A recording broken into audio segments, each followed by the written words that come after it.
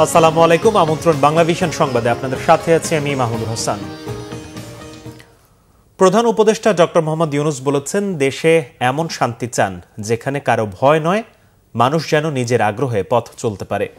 পরস্পরের প্রতি বন্ধুত্বপূর্ণ ও সহনশীল হতে আহ্বান জানিয়ে প্রধান উপদেষ্টা বলেন, জাতি ও সমাজের জন্য এ সময়ে ঐক্যবদ্ধ হওয়া বিশেষভাবে প্রয়োজন। ঈদের দিন বিকেলে তেজগাঁও কার্যালয়ে বিভিন্ন শ্রেণী পেশার বিশিষ্টজনদের সাথে ঈদের শুভেচ্ছা বিনিময় অনুষ্ঠানে তিনি এই মন্তব্য করেন। বলেন, দেশের ভবিষ্যৎ এখনও সমৃদ্ধ নয়, অনেক কিছু পাওয়ার আছে। এখন থেকেই শুরু হবে জাতিকে এক সুতোয় গাঁথা। এর আগে তিনি বিভিন্ন দেশের কূটনীতিকদের সঙ্গেও ঈদের শুভেচ্ছা বিনিময় করেন।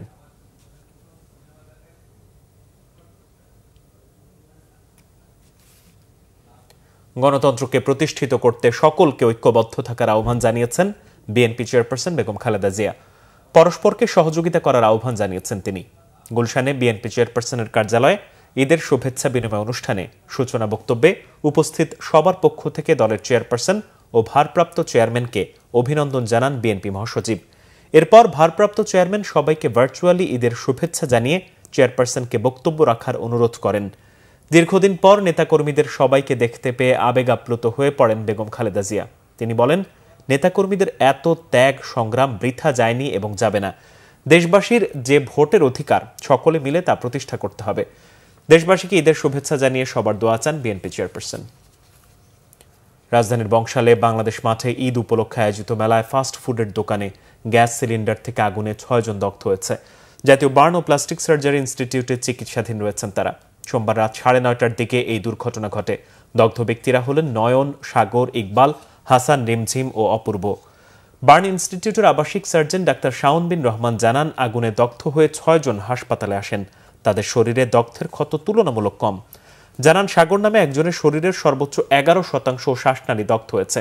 তাকে হাসপাতালে ভর্তি রাখা হয়েছে, বাকিদেরও পর্যবেক্ষণে রাখা হয়েছে।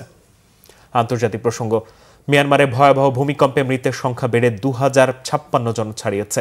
আহত 4000-এর কাছাকাছি, নিখোঁজ আরও 270 জন। দেশটিতে 1 সপ্তাহের জাতীয় শোক ঘোষণা করা হয়েছে। ভূমিকম্পের 60 ঘণ্টা পর মান্দালয়ের একটি প্রি স্কুলের ধ্বংসযজ্ঞ থেকে মিলেছে 5 বছর বয়সী এক শিশুর মৃতদেহ। ওই স্কুল ভবনের ধ্বংসস্তূপের নিচে আরও শিশুর মৃতদেহ চাপা পড়ে আছে বলে আশঙ্কা করা হচ্ছে। মানবিক সংকট আরও ভয়াবহ হতে পারে বলে সতর্ক করেছে উদ্ধারকারী দলগুলো। এরই মধ্যে দেশটির হাসপাতালগুলোতে দেখা দিয়েছে প্রাথমিক চিকিৎসার সংকট।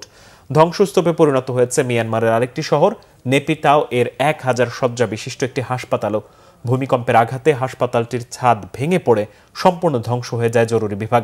এ অবস্থায় হাসপাতালে থাকা রোগীদের সামরিক ট্রাকে করে সরিয়ে নেওয়া হচ্ছে। এই ছিল এখনকার মতো। পরের সংবাদ বেলা 12টায় দেখার আমন্ত্রণ রইল।